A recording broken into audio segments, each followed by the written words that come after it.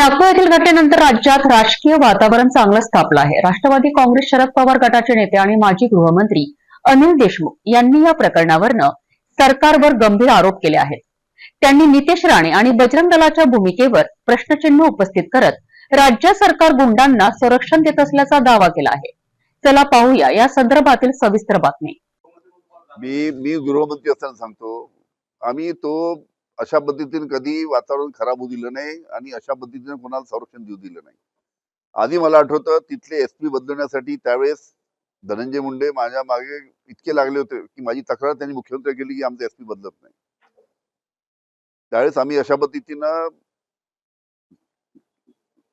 पद्धतीनं आपल्या पसंतीचे अधिकारी द्यायचे आणि मग त्या पद्धतीनं गुंडांना संरक्षण द्यायचं, अशा पद्धतीचं वातावरण आम्ही होऊ दिलं नाही।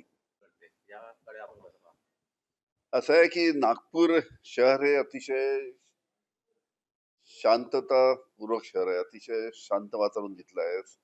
सर्व जाती धर्माचे लोक सलोख्याने त्या शहरामध्ये राहतात आणि कालची जी दुर्दैवी घटना झाली, पण एक आहे की सर्व नागपूरकरांनी चांगलं सहकार्य केलं, शांतता ठेवली, त्याच्यामुळे वातावरण लवकर कंट्रोलमध्ये आलं।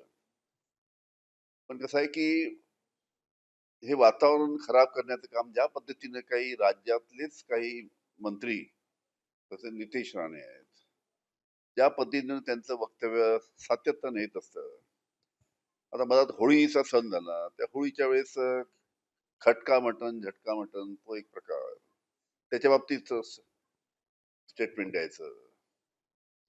नंतर परवाच्या दिवशी बजरंग दलनी प्रेस कॉन्फरन्स घेतली आणि प्रेस कॉन्फरन्स घेऊन त्यांनी सांगितलं की राज्य शासनाने औरंगजेबाची कबर महाराष्ट्रातनं काढली पाहिजे आणि राज्य शासन जर काढत नसेल तर मग आम्ही कार सेवा करून ती काढू, अशा पद्धतीचं त्यांचं वक्तव्य झालं।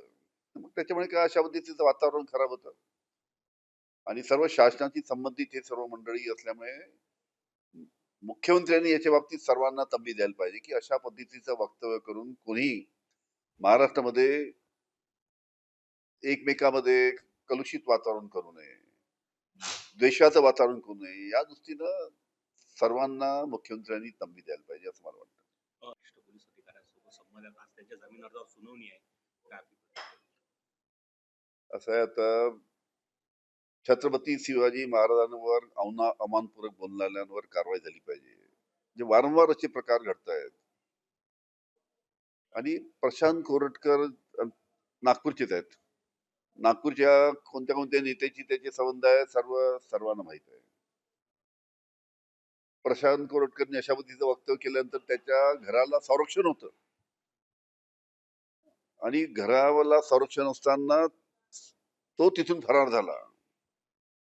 हा सुद्धा एक आश्चर्याचा विषय की घराला संपूर्ण संरक्षण असताना प्रशांत कोरटकर तिथून फरार होतो, अजून त्याचा पत्ता लागत नाही। मीडिया तुम्हाला लोकांना मिळतो, तुम्हाला बाईट देतो, पण पोलिसांना मिळत नाही।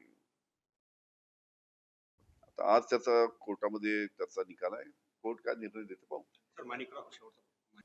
अनिल देशमुख यांच्या या आरोपांमुळे राज्याच्या राजकारणात पुन्हा एकदा गदारोळ माजला आहे। सरकारच्या भूमिकेवर विरोधकांनी आक्रमक पवित्रा घेतला असताना राज्य सरकार यावर काय भूमिका मांडत आहे हे पाहणं अत्यंत महत्त्वाचं ठरेल।